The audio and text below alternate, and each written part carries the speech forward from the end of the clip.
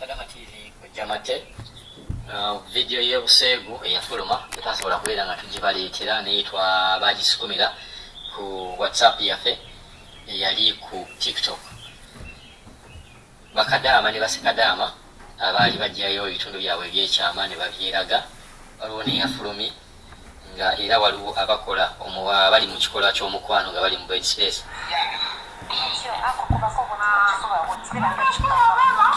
Chikange mukatole chikange ndera kulabye ko tojja renga sikali akali wasanga nanga chimala kasi kesa kwa kesa kwa kesa na kagenda kukulo kesa kwa kesa kukulo kesa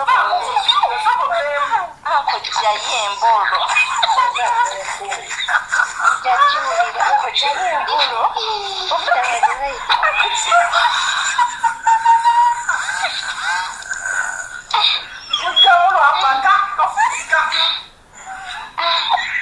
banange maze okufuna ekika ky'omusajja gwe ngenda ofumbirwa mulira ekika kyengenda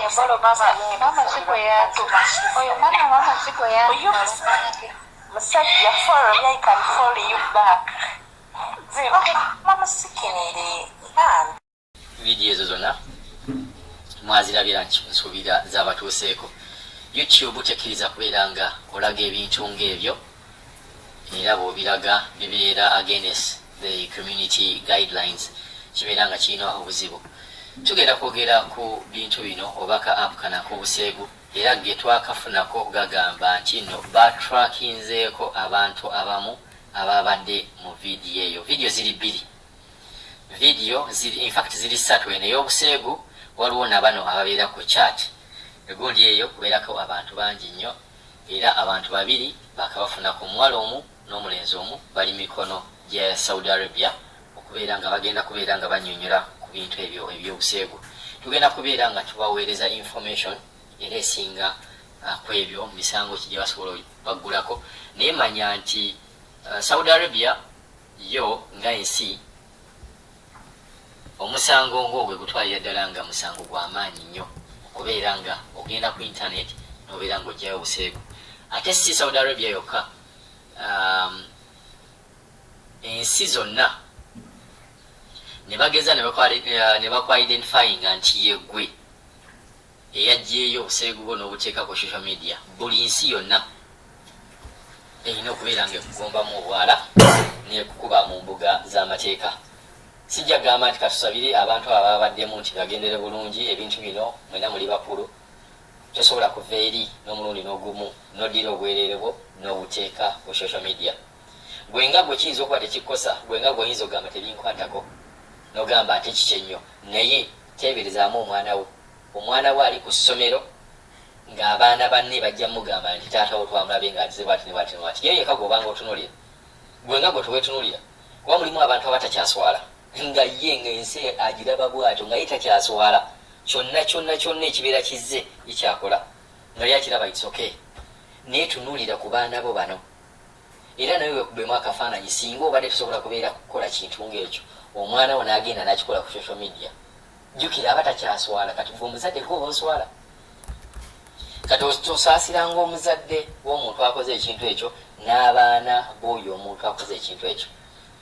Naye nga nzisobola kusaasira muntu oyo nti baba bamukutte babagenda muvunaana, babakwata ne bakuvunaana, well and good, tekirina buzibu. Ate tugezengako okubeera nga tufuna ebintu oba tukola ebintu ebitutwala mu maaso. Ogenda ojjayo ebitundu bye ebyekyama n'obiraba ku social media, kiki kyofunamu era kikutwalawa? Omuntu ayinza okugamba byange era ndaga byange, siraga bibyo, yes, naye ate jjukira bw'ogwa mu buzibu ojja gamba abantu munyambe.